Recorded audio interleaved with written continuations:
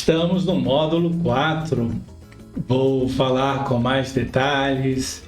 Você vai ver, é simples.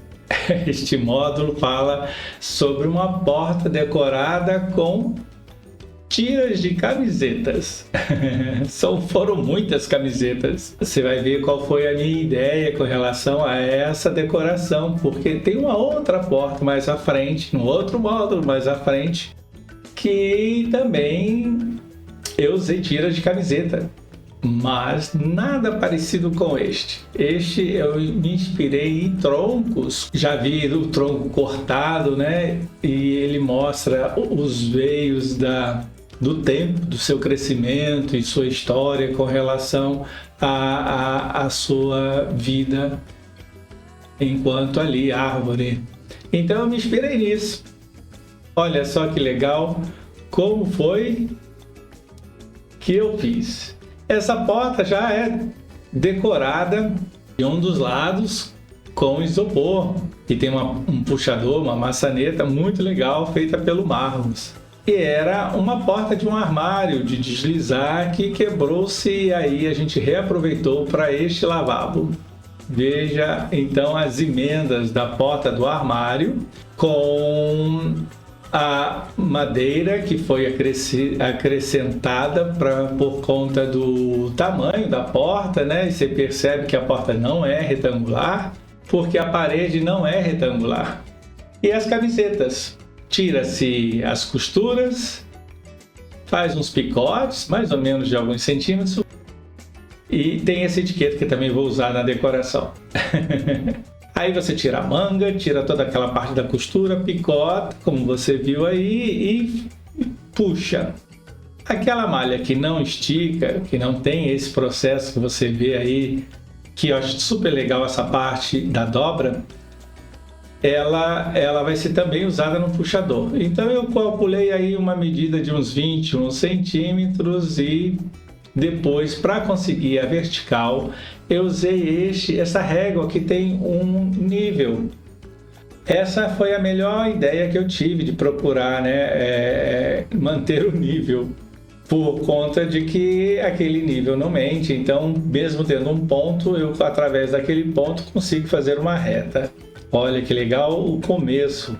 As tiras sendo colocadas, eu coloco do lado em que tem a dobra.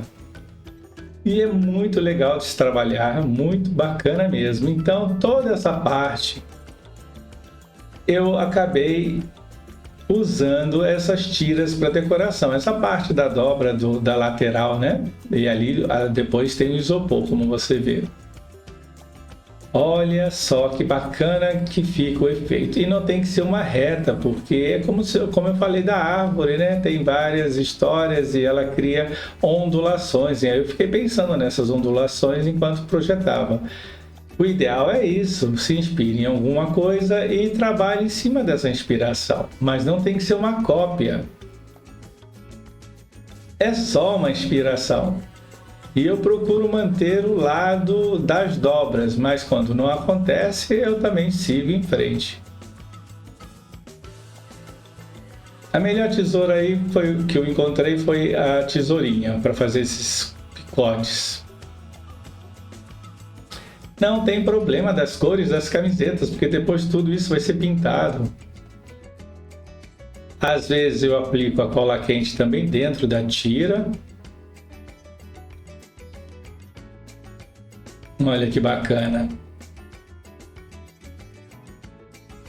Pego toda essa lateral para esconder a madeira. Não quero essa tábua que está aí e também as emendas, né? Do jeito que eu fiz, as emendas deixam de existir e fica muito bonito com as tiras. Você viu que foram muitas as camisetas que eu precisei usá-las, mas todas elas já estavam precisando ser renovada e elas entraram aí para a história desta porta.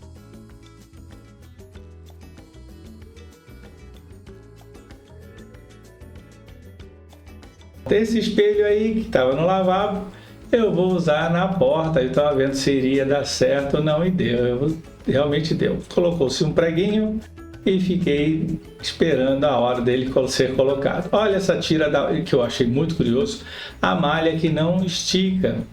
Só fui saber que esse tipo de malha existia nesse momento aí. E ela ficou perfeita para este puxador, porque criou menos volume, já que esse puxador aí é tão rasinho, né?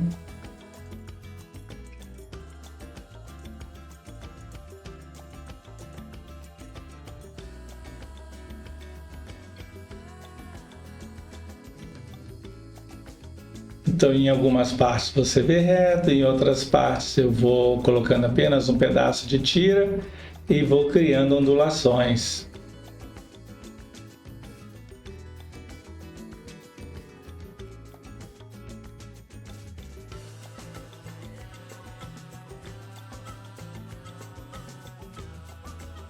A cola quente foi perfeita para este projeto.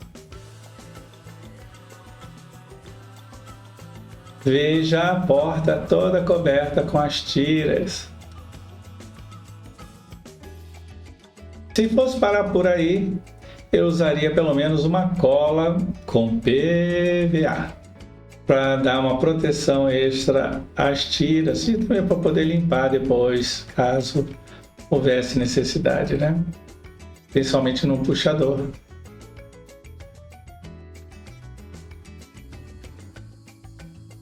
Tinta é a que você quiser.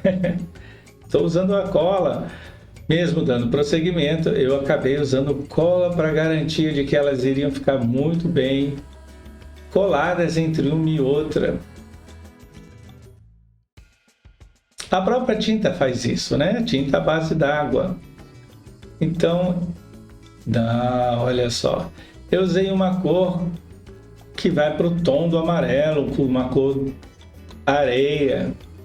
Esta cor vai servir de fundo para todas as outras cores.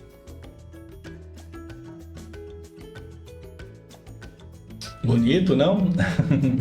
Eu sempre me apaixono pelo trabalho que faço. Essa porta para mim é lindíssima também. Uma cor mais avermelhada entre uma madeira e outra. Você vê que eu separei em colunas, né? 1, 2, 3, 4.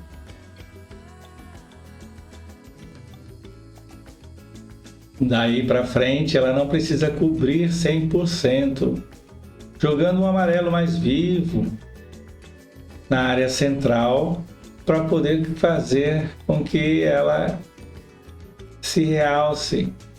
E mesclando também com o vermelho, você vê que em alguns momentos eu puxo as cores para elas se envolverem.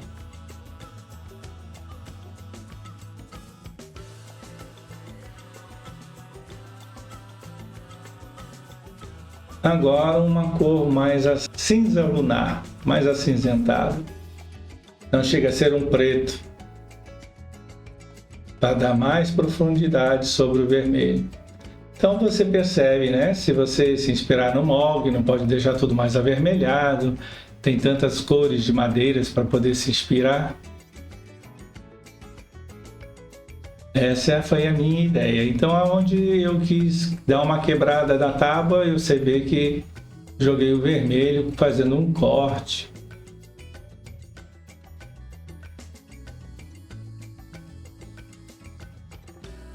Vou voltar com a cor areia para destacar um pouco e quebrar esse amarelão. Ela aí, olha só.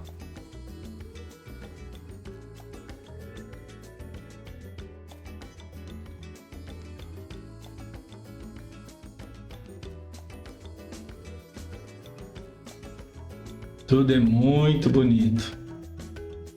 Feito para você se inspirar. E também feito para eu usar aqui em casa. Este é o lavabo aqui, a porta do estúdio. Onde de um lado é isopor e deste lado são as tiras de camiseta.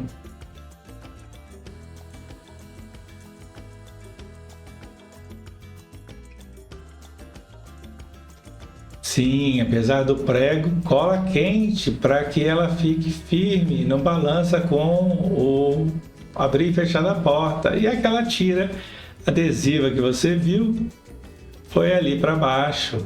Esse aí, ó, é um detalhe.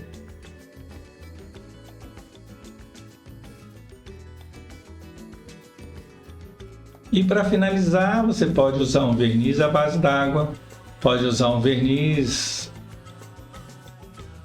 para madeira, ele vai puxar o amarelo, os vernizes de madeira, mesmo incolor, tem um tomzinho levemente amarelado, depende da marca, às vezes mais, às vezes menos.